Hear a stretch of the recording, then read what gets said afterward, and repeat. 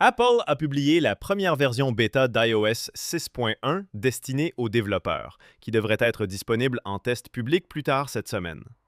Le package d'installation, d'une taille d'environ 16,05 gigaoctets, devrait entraîner une réinstallation complète du système.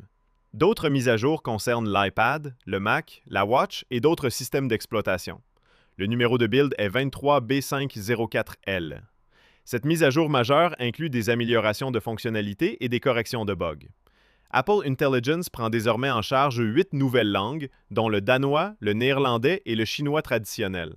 L'application musique a amélioré le défilement pour le découpage et le mini-lecteur, ajoutant un retour haptique sous un effet de verre liquide. Le lecteur vidéo de photos est désormais plus visible, avec une barre de progression et un curseur chronologique. L'application traduction prend désormais en charge la traduction en temps réel pour le chinois simplifié et traditionnel, l'italien et d'autres langues. L'amélioration du contraste d'accessibilité modifiera le style de certaines icônes. Le commutateur Wi-Fi présente désormais un effet de verre liquide et l'interface du numéroteur est plus transparente. Au niveau du code, Apple a réactivé le mécanisme de mise à jour de sécurité rapide avec des améliorations de sécurité en arrière-plan. Les futurs correctifs de sécurité pourraient être déployés discrètement en se concentrant sur la correction de bugs.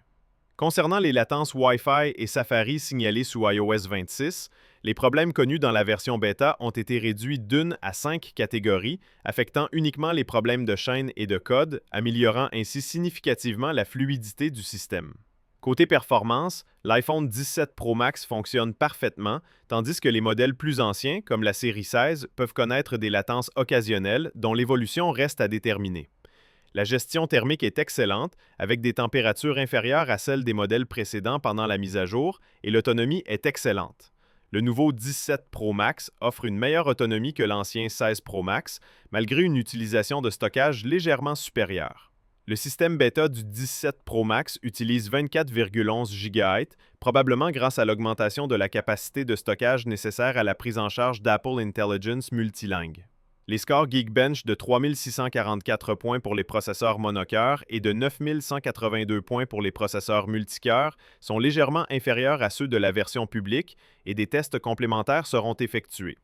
Des mises à jour suivront. iOS 26.01 sera disponible cette semaine, généralement la deuxième semaine suivant la sortie d'un nouvel appareil.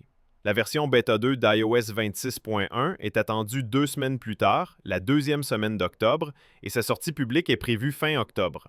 En octobre, Apple pourrait lancer un nouvel iPad ou une mise à jour système simultanée. Globalement, la version bêta d'iOS 26.1 s'est principalement concentrée sur l'extension des fonctionnalités et la correction de bugs, améliorant considérablement la fluidité et la stabilité du système. Des améliorations continues sont prévues. C'est tout.